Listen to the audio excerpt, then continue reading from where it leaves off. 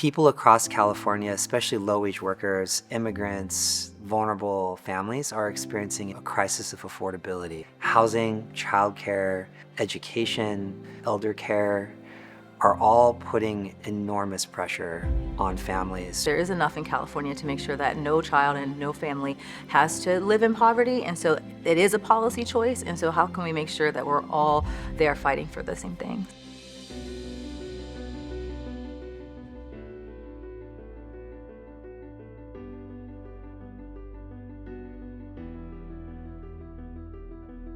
When it comes to the struggle of low-wage workers here in California, they don't have a strong enough voice or nearly enough power. The challenges that we see, the inequities that we see, were all designed for. They were built out as rules and systems 20, 30, 50 years ago. The Just Prosperity Initiative aims to understand the real experience on the ground of what it takes to be upwardly mobile, to have economic opportunity in our state, and identify those structures, systems, policies that are impeding that in a real way that connects with what communities are experiencing. When we talk about building power, we're really talking about building the capacity for everyday people to be able to inform what their elected leaders are thinking and talking about and doing as it relates to the issues that they're concerned with. We also have to organize on the margins, and we have to pull people in and bridge with people who we might not see eye to eye with. The massive inequality in the state, climate change, lack of worker power, any of these things that people are experiencing on a day-to-day level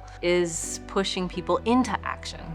Organizations, their leadership, and their connections to community, they have solutions. We have to trust their voices and their perspective and give them the space to strategize and invest in that process and invest in the solutions.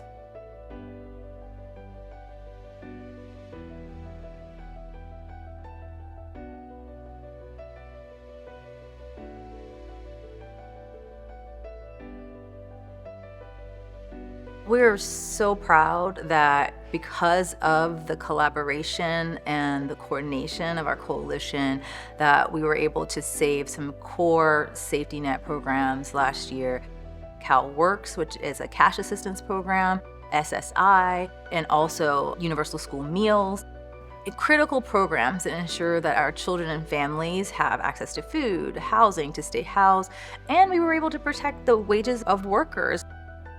California has the largest number of Native Americans of any state population in the country. So land return is like a big, huge issue that we're getting a lot of traction, and there's a lot of examples of various mechanisms to take back land in the state of California that is really inspiring.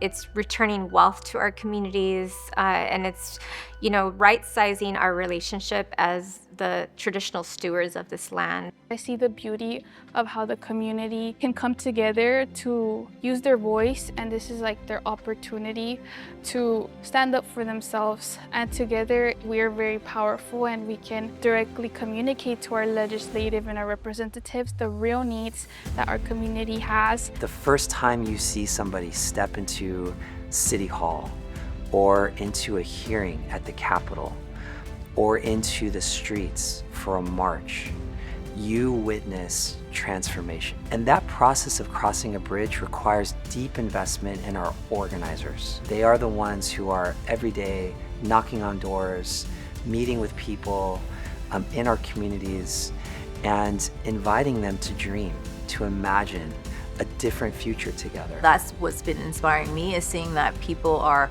coming together under a shared vision and agenda to really push back and ensure that Californians have what they need and deserve.